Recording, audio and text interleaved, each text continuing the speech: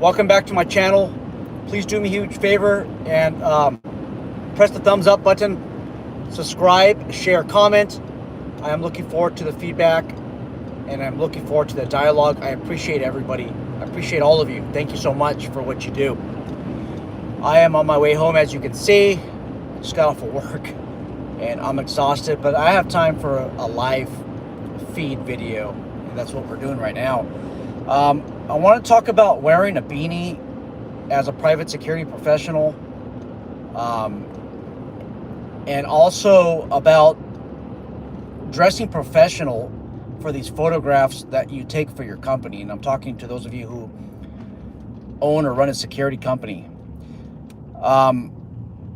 This week alone, in the last 7 days, I've had three requests to do social media reviews. In addition to that, I have like 5 other requests to do social media reviews. I've been really hesitant to do the social media reviews because it takes me a minimum of 2 to 3 hours to research the company and then to record. And then when you record, you got to do edits because you have to insert the photographs. And then you got to do your due diligence. Obviously, if you don't do your due diligence, this can be a form of slander and you don't want to defame somebody. So there's some due diligence that's involved. And I always want to do the best of work possible. Don't want to shortcut anything. So I take time in what I do, but I just don't think sometimes it's worth it to do these social media reviews. Honestly, with the ad revenue, on the average social media review, I probably generate, it changes every time, maybe $2, maybe $5. The first month that these videos come out, maybe $5 a month for a couple of months. So you put in hours of work and that's the output that you get. It does attract new subscribers, so that's one of the reasons why I do that. Another reason why I do that is to keep us all in check in the security industry, because there's a lot of companies out there that want to just do whatever they feel like, and they make us all look bad. And that's another reason why we do these social media reviews. I know you guys want me to talk about the beanie part because, I got a beanie on and I wore this at work. I don't think it's unprofessional to wear a beanie at work. Obviously it depends on your context and your environment. On my team with my guys, they can wear a beanie if they want. I do not allow any sports beanies. It has to be plain black, just like this. If you want to do the security beanie, I don't think it looks unprofessional if you're working outside and it's freezing cold outside. But this is the problem we're getting. So one of our subscribers, who I won't mention, sent me a link to this company that he wants me to review. And then these are professional photos where they're working outside. They all have their beanie on. They have their beanie on. Their shirt is untucked. They look like soup sandwiches. And those are the words of one of our mutual subscribers, Wild Alaska. He calls them a soup sandwich. That's what you have on camera. It looked very unprofessional. Look, even in Alaska, maybe Antarctica, and I'm probably just being sarcastic here, but just for the photograph, just take off your beanie. Because if you're trying to get new clients, it looks thuggish, guys. I don't even know that word, because people, they start crying. Oh, you're discriminating against me, Sean, because you're calling us a thug. No, look, it looks thuggish. You throw on a beanie and then you work security and you're trying to sell security services. Take that beanie off. Take that beanie off for 5 seconds and then take that photograph and then throw it back on. But it looks dumb. It looks unprofessional. Take the beanie off. Cold weather environments. Okay, you got the thick jacket. Just take it off for a couple of seconds. Just look as professional as possible for those couple of seconds.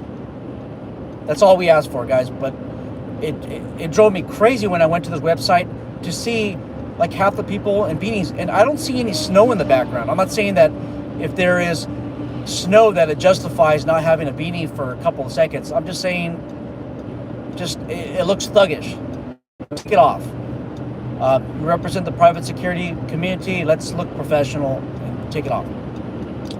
Now, you guys got to start squaring up your social media accounts. There's some dumb things that I've been seeing so far. I've made some comments to some people to some of the account holders on some of these accounts, asking them to clarify some issues. Some people get scared and they block me from their account. If I already made a comment on your account, that means that I already did screenshots of the video and the photographs. I'm not stupid. Okay? You see that I make a comment and it questions your professionalism. You could block me, that's fine, but I already screenshot everything that I needed to already. There is this particular account, I'm not going to mention, but oh my God. They're in pursuit of armed robbers, and I'm going to quote per the caption, armed robbers. You can hear the engine revving, roaring. You can hear the vehicle accelerating towards these two guys that are all dressed in black, have sweatshirts. You have the security officer pull his gun out, get into a foot chase. One of the suspects hold on guys, I'm going through fog actually, so I'm going to slow down my speech. I can't see 100 feet in front of me right now, so let me just slow down. It looks pretty bad.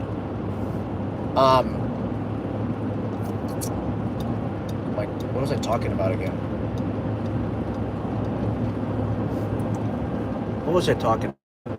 Oh, yes, so apparently they committed some robbery. They're in, all covered up. They're running away. One clears a fence, and then the other goes another direction. The security officer runs with his gun, and then sees that it's a better advantage point for him to go, not clear the fence, and then cut through. Anyhow, he got some, so I'm actually surprised that he got him, which is great.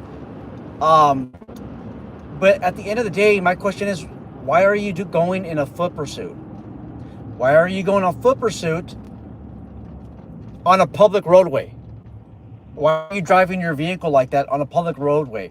Why are you entering private property to pursue this person who supposedly committed a felony? That honestly, guys, this is something that I would see on cops, that you would see on cops. Why are we doing this as security? And by the way, the security officers, they look like SWAT operators, dressed in Ranger green uniforms. The only thing that I want to say that differentiates them from SWAT or Rangers or Army or Marine is that they don't know what they're doing. They are showing that they know how to do these tactics, but they're tacticless. I don't even know what to say. But all I could say is if they're not going to answer, they're going to give me a dumb answer back. It's stand by for social media review. Okay? Which brings another point. Should you be running after people? Look, off property, you're probably not even covered from your insurance company. What insurance company, by the way, is going to cover you for going on foot chases off property? What company is going to, what insurance company is going to cover you if you're in a foot chase, you enter private property and you get into a shooting situation? Because there's policies, exceptions that say if you commit a crime, or you commit trespassing, that you're not going to be covered. And you might say, well, what crime is it? Well, I mean, technically pushing it, you have trespassing. You don't have no exemption that allows you to enter private property. Yeah, obviously there's a spirit of the law and there's letter law. I don't know of any law enforcement agency that's going to prosecute you if you get in a foot chase and you enter private property. But I mean, technically, it's there. Second, why are you chasing two people who committed a robbery? And when we say robbery, remember, robberies can be accomplished by force or fear, but it's generally a violent crime. It's the taking of private property in a violent way or in a threatening way. So you're chasing after two people who are armed or potentially armed by yourself, which it doesn't make any sense. What professionals do, what true professionals do, what law enforcement does, is they set a rolling containment. And what I mean by that is basically they're setting their perimeter, and then from there they can start closing in. They might have an air unit, they might have 4 units available, 10 units. If you're LAPD, they probably have like 10 officers available.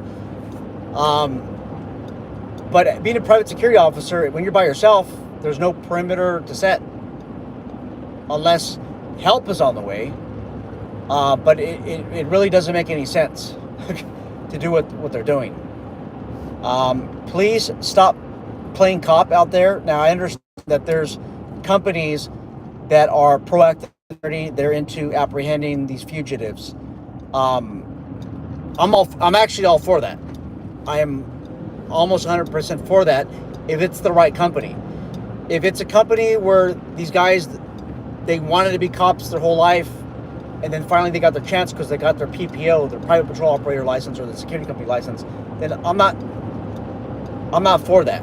I'm not going to push that forward, because most likely their tactics are lacking. And when your tactics are lacking, you're going to endanger the public. I don't even know if they understand that all these tactical positions, tactical entries that they're making are unsafe, and they're totally improper. They're not within the standards of the tactical industry, so to speak. And if they're not going to respond, or they're going to give me a stupid answer back, you're going to see all of the videos I'm talking about. Okay, so that's all I got. I'm looking forward to the dialogue. I appreciate all you guys. Take care. Oh, let me just show you the fog real quick. Look how bad it is. I mean, you can barely see in front of you. All right, guys, I'm out.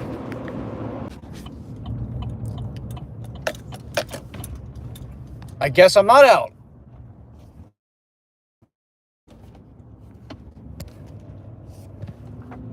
Hold on, guys. Let me find a place so I can read your comments.